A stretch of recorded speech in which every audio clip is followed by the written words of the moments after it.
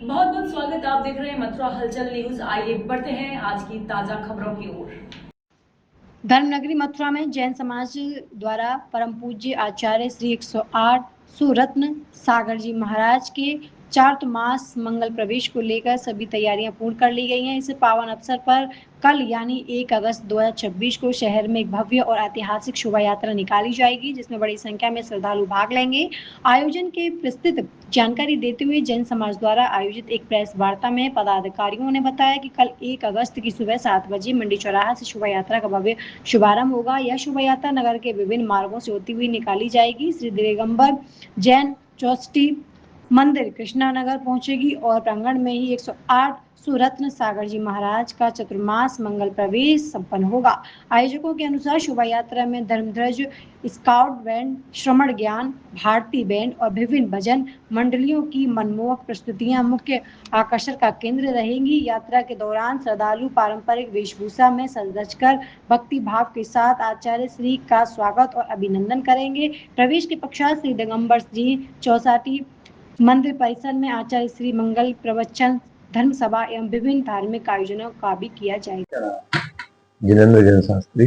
क्या कुछ मीटिंग में क्या चर्चा हुई आज जम्मू स्वामी क्षेत्र पर आचार्य सौभाग्य सागर जी महाराज के शिष्य आचार्य श्री सुरत्न सागर जी महाराज के मंगल चतुर्मास से संबंधित यहाँ पर मीटिंग हुई और पूज्य महाराज श्री का मंगल प्रवेश दिनांक 1 अगस्त को जम्मू स्वामी क्षेत्र पर होगा, जो मंडी चौराहा से होते हुए शौक रोड से बिजलीगढ़ होते हुए कृष्णानगर होते हुए चौराहा आएगा और जिसमें संपूर्ण जैन समाज मथुरा आसपास की संपूर्ण समाज के द्वारा पूज्य महाराज श्री का भव्य मंगल प्रवेश होगा, जिसमें बैंड बाजे जुलूस के साथ में 1 अगस्त को मंगल प्रवेश कराया जाएगा और 3 अगस्त को पूज्य महाराज श्री के मंगलमय चातुर्मास की कलश स्थापना होगी।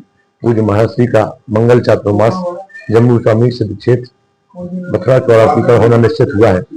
उससे संबंधित यहाँ पर आज मीटिंग का आयोजन किया गया है। 3 तारीख को दोपहर में 12 बजे से सिद्ध क्षेत्र चौरासी मथुरा पर आचार्य सुरत्न सागर जी महाराज का चातुर्मास कलश स्थापना का भव्य कार्यक्रम किया गया है, जिसमें लगभग 1000 लोग आएंगे।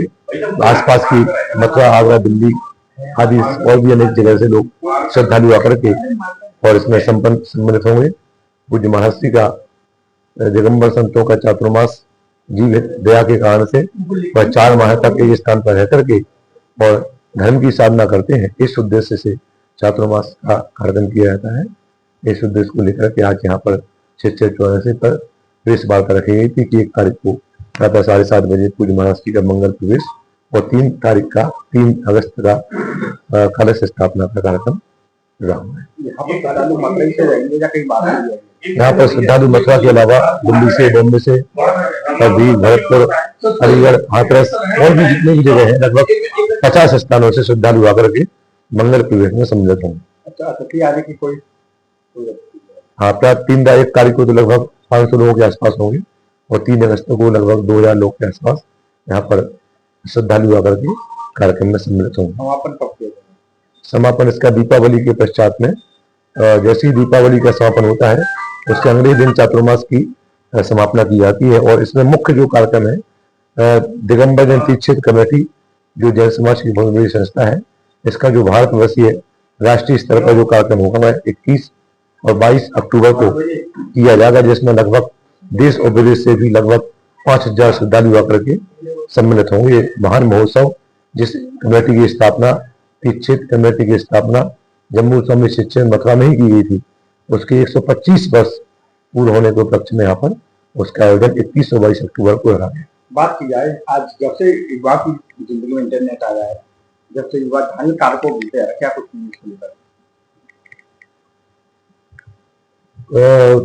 इसके कारण से 2 उन्नति भी हुई है और ह्रास भी हुआ है।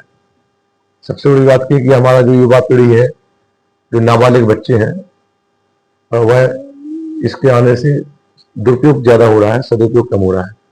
और इंटरनेट के कारण से हमारी जो युवा पीढ़ी है उसका बौद्धिक विकास रुक रहा है और मानसिक रूप से बच्चे कमजोर हो रहे हैं, बौद्धिक रूप से भी बच्चे कमजोर हो रहे हैं। आज उसके कारण से हमें युवा पीढ़ी जो सही मार्ग पर रहना चाहिए, संस्कार आना चाहिए, और संस्कारों से विमुख हो रहे आपका हैं। क्या मानना है कि युवाओं को सबसे आगे आना चाहिए धार्मिक कार्यों में?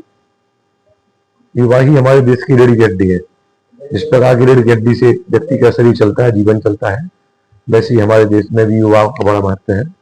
और युवा पीढ़ी जब सकारात्मक सोच के साथ आगे आएंगे और नई विचारधारा के साथ आएंगे, इंटरनेट की दुनिया तो ठीक है ये मात्र, और उसके साथ साथ में व्यवहारिक जीवन भी आज इंटरनेट के कारण से हमारे बच्चे अपने परिवार से, माता पिता से, रिश्तेदारों से, नातेदारों से संबंध तोड़ रहे हैं।